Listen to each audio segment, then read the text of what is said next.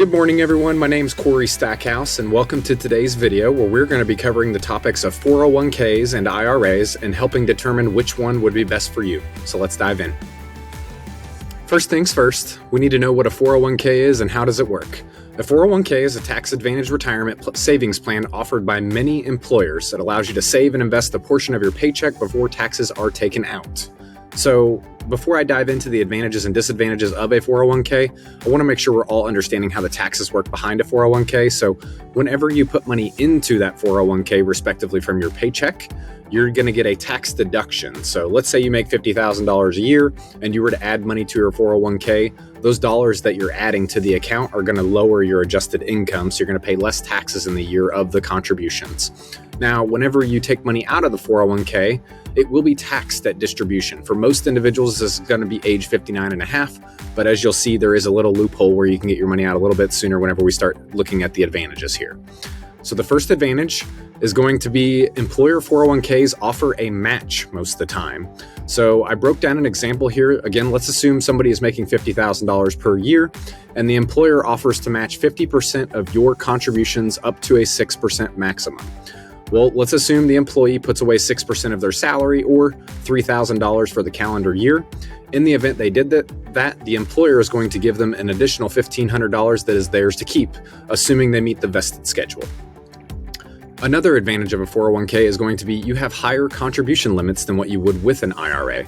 As of 2024, you can contribute $23,000 if you are under the age of 50, or if you are 50 or older, you can add an additional $7,500, giving you a total of $30,500 available to you. Now, IRAs, for example, for 2024, the contribution limits for anybody under the age of 50 is going to be $7,000 or $8,000 if you wanted to if you were the age of 50 or older. So there are higher contribution limits inside of a 401k, so that could help you build your nest egg quicker. Now, inside of a 401k, they also sometimes offer loan options. Most plans are typically, they will offer you to take a loan up to $50,000 or half of the account balance, whichever is lesser. So that could be an advantage if you needed short-term funds for whatever it may be and you can pay yourself back. Another advantage of a 401k is a lot of people like automatic contributions, meaning they like knowing that they don't have to manually go in and make those contributions on their own inside of the account because those monies are withheld from the paycheck before you ever see it. Another and the last advantage that I'll hit on in today's video is there is a potential for after-tax contributions and Roth options inside the 401k, which have higher contribution limits than the $30,000 I mentioned earlier. I have made a video on this pertaining to a mega Roth backdoor strategy available. So that is something that could be taking advantage of if you are one that is going to be saving a higher contribution limits throughout the year towards your retirement. Okay, so let's look at some disadvantages of 401ks. They're going to have limited investment options, meaning that the employer is going to partner with a custodian.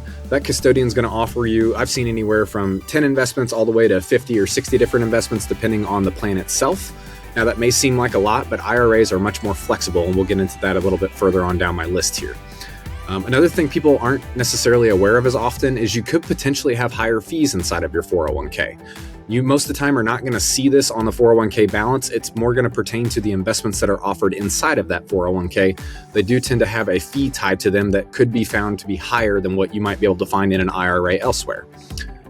Now, you would have penalties if you took early withdrawals from the 401k if you're under the age of 59 and a half, but the little loophole that I alluded to a little bit earlier in this video, there is a rule of 55, which could be applicable to some if they want to retire before the age of 59 and a half. A 401k could be used to take money out of prior to that age without that 10% penalty that we all know and are aware of. Another disadvantage of a 401k is you do have required minimum distributions. So once you reach the age of 73 in today's world, I know that age is going to be adjusted upward. I think it's to age 75 by the year of 2030 or 2020 or 2033. Forgive me, I'll have to verify that information. But you would have to start taking money out at age 73, regardless of if you're still working or whatever your tax income bracket is, which could push you into a higher tax bracket. Lastly, another disadvantage would be your 401k, it's going to be tied to your employer.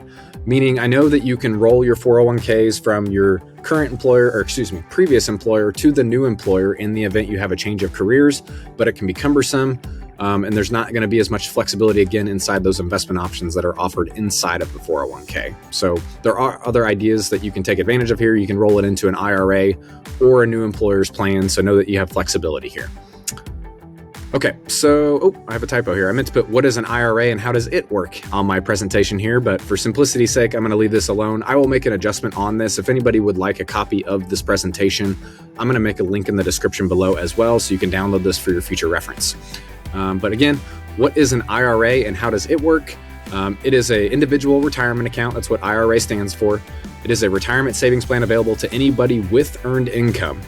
There are two main varieties that people are familiar with. There is the traditional IRA and there is the Roth IRA. In today's video, I'm really going to hit on the traditional IRA. I'll have another more in-depth video on a Roth IRA that I'll either link at the end of this because I've made a video on that further, or I'll make a new video that's kind of updated with the 2024 numbers in the very near future. So contributions, let's talk about taxes again. So whenever you put money into an IRA, again, that is going to lower your income just as how a regular traditional 401k would as well. So know that whenever you take that money out, it will be taxed at whatever your income bracket is in the future.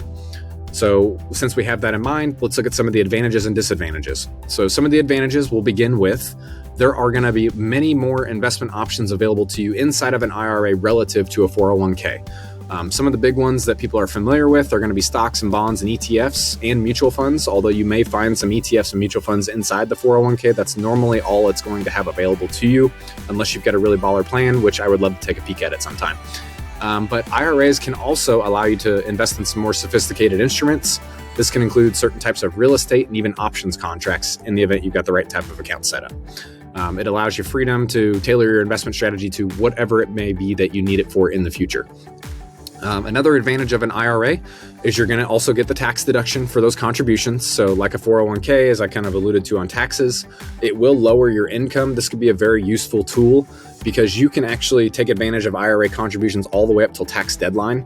So traditionally, it's going to be April 15th for most calendar years. So in the event you need to lower your 2023 income, at the timing of this video, it's October 30th of 2023, you can actually make 2023 contributions to the previous year all the way till April 15th. So you can call your advisor up or contribute yourself if you have a self-directed one.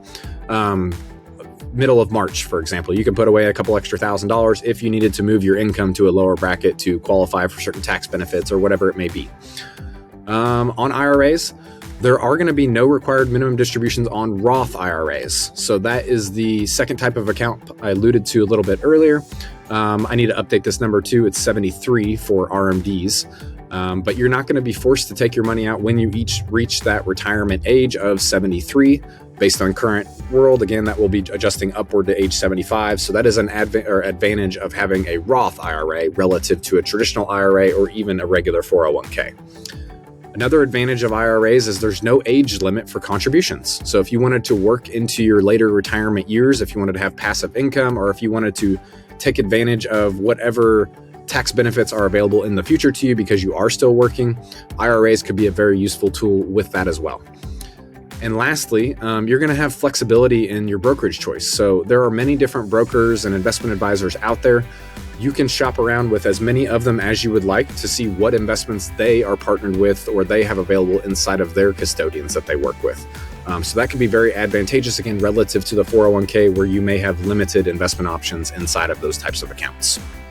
So let's look at some of the disadvantages of IRAs. So these are going to have lower contribution limits relative to the 401ks. Again, as of 2023, this number is $6,000 and $7,000. For 2024, these contribution limits are going to be bumped up to $7,000 annually for an IRA and $8,000 if you're the age of 50 and older, which we alluded on earlier in this video.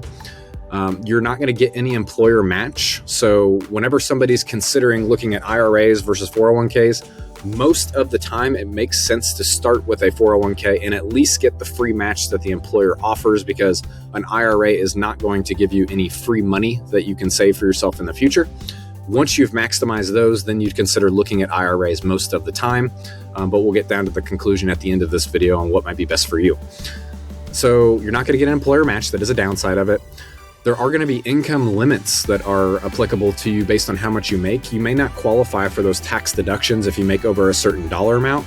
and you may not be able to contribute dollars into a Roth IRA the traditional route. You could use a backdoor strategy if necessary if you make over a certain income limit, either as a single filer or as a married filing jointly couple as well.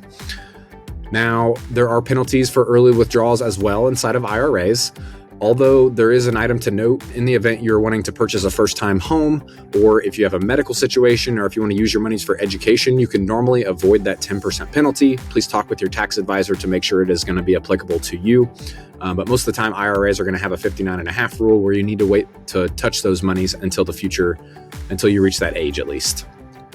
Lastly, there is a pro rata rule, and this is an extra level of complexity that comes into play based off of your income levels. If you're doing Roth conversions and you have pre-tax money and after-tax money, I won't get into the weeds of that particular portion of this video, or at least on this video.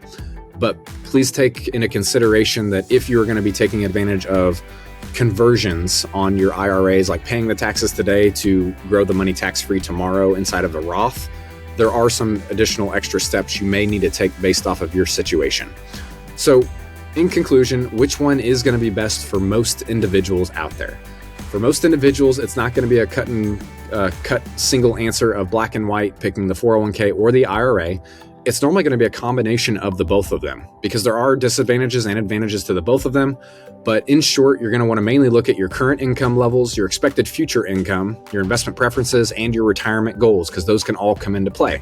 It may make sense for you in the event you're in a higher income bracket now than what you would be in the future based on your unique situation. You might want to use both of these options in the traditional fashion versus using a Roth IRA. Whereas the opposite, if you are pessimistic of future tax brackets and you think they're going to be higher than what they are today, you might want to consider investing in Roths versus the traditional IRA or the traditional 401k yourself as well. So for many investors, again, it's going to be a combination of both of them that most advisors would be suggesting to them, but please make sure that you talk with either a tax professional and or a financial advisor to make sure that this situation or idea is going to be applicable to you. So thank you for joining me on today's video. I appreciate you spending some time with me. If you derived any value from this video, please consider subscribing and maybe sharing this video with anybody who could benefit from the information. Otherwise, I'll see you guys next week, and I hope you have a great day. Thanks.